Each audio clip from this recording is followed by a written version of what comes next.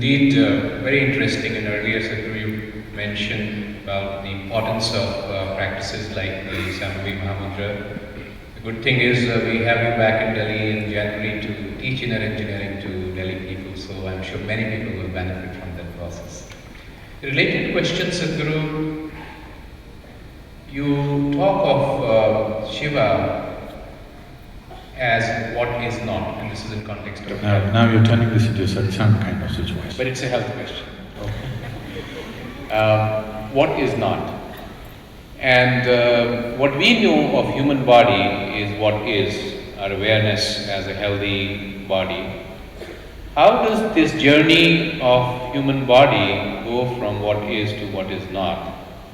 And what aspects of health one needs to be mindful in taking this journey? This what is not is a scary thing for a lot of people. See, one thing you need to understand is, because we have so many gods in India, over 33 million gods and goddesses, we are a very rich nation that way. Among all the gods you can see, you will see Shiva is the most athletic-looking god. He's a fit god, not an old man who will bless you like this. He is fit, as fit as a man can be. The lore, and some of the scriptures, but mainly the lore, describes him as… They say he was as tall. When he stood next to your horse, he was level, his head was level with the horse's head. So they estimate that he was 9 feet tall. And when he came to South India, in the south they described and said, he is twice the height of an average woman. In the southernmost part of India, average women of those days were about 4.5 or less than 5 feet. So, both these things say he was a very extraordinarily tall man, maybe 9 or 8 or whatever. Yesterday I met somebody who was 7 feet 4 inches tall. He was looking tall. Then I thought how Shiva should have looked. I had to talk to this man only like this, looking up.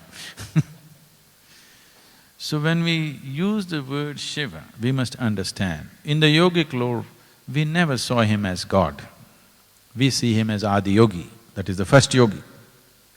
Because he never introduced himself, we gave him a name. We said he's Adi Yogi because he's the first yogi we saw. He never bothered to introduce himself, he's that kind. Nor did he tell us where he came from, nor did he explain anything. Ultimately, you don't care where somebody comes from. Ultimately, you only care what he has to offer for you. Isn't it so? That's all that matters, isn't it? So what he had to offer was very valuable, so people went. In that value, definitely health was a serious issue too. In those days, I'm talking about over 12 to 15,000 years ago. How do you arrive at this date? The yogic date, according to astrological and astronomical arrangements, is much beyond. But I am sticking to the modern date. There is iconographic proof. There are coins in British Natural History Museum which show Rudra sitting in a yogic posture, which is 12,200 or 400 years old, coins. So if somebody had to make a coin of him, if he was that famous by then, that they had to make a coin of him, at least you can put another couple of thousand years behind him, so at least 12 to 15,000 years old. So in terms of health, you know, in the south at least, I don't know if it's in the north also, but in the south, there are temples where he sits as Vaidyanath. That means he's a doctor, he treats people. And this has been the tradition always. The yogis on the side also handled health everywhere, unless you came from a European studio, you know. If you grew up looking at the internal nature of the body and the human system, naturally health is also one of the things, because if somebody is unhealthy, you cannot ask him to seek mukti, that'll be insulting, isn't it? Somebody is in a hospital, You cannot tell him you must attain mukti. It's very improper, please know this much. You can talk to only somebody who's healthy and well, and you can tell him and inspire him, you must strive for mukti. When somebody is down, you don't tell him about mukti, you tell him about getting back into action. Basic aesthetics I'm talking. So, when he came down to teaching people, where he sat down and started expounding the nature of the body, people asked questions about health. He brushed it aside. He said, don't bother about the health. Health is only an issue if you're unhealthy. If you have created ill health, then health is an issue. Otherwise, where is health an issue? Health is not an issue, isn't it? For one who is perfectly healthy, health is not an issue. Only for one who has attained ill health. I'm saying attained, because it's an achievement.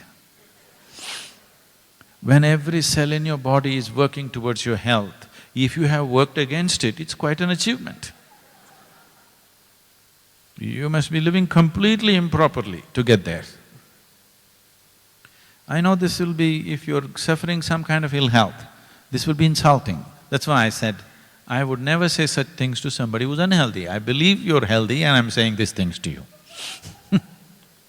If somebody is down, you can't say these things, but that is the reality. The reality is just this body is geared for health. I know your doctor will say something different. He will say there are genetic factors, there's this, that. I want you to understand, genetics are only information. You can use information to get better, or you can use information to go back into the same cycle. It's up to you. Information is empowerment or information is entangling, please tell me. It's the way you use it, isn't it? So whatever the information that is there in this body is not entangling. If it was entangling, this life wouldn't come forth as a new possibility at all. This has all this information, my great-great-great-father was suffering from this, that information is there in this. This does not mean I must have it. If I make the same mistakes that he did, yes, otherwise it does not mean I must have it. I have for my reference that all these things have happened, so this is how I must take care. You will see, I don't want to start this off now, but if I check certain people in a certain way, I can tell them in the next 15 years what ailments they will get right now. But I will not do it, because there are more important things to do. What are you going to do in these 15 years? That's more important to me. Then after 15 years, are you going to be like that or are you going to be healthy? Because the system is already talking about it. You are going to get a heart attack at 50. At 30, 35, it's already talking about it. Are you willing to listen is the question. If you listen carefully enough, it is already talking about it. At least this much the medical science has to admit. They could not predict a heart attack 15, 20 years ago. Now they're able to foresee it 6 months ahead, 1 year ahead, yes or no? Or even much more. So the prediction time, the amount of time that you're able to predict is increasing because you're able to observe more parameters. But still, your observation is all by instruments, not by you.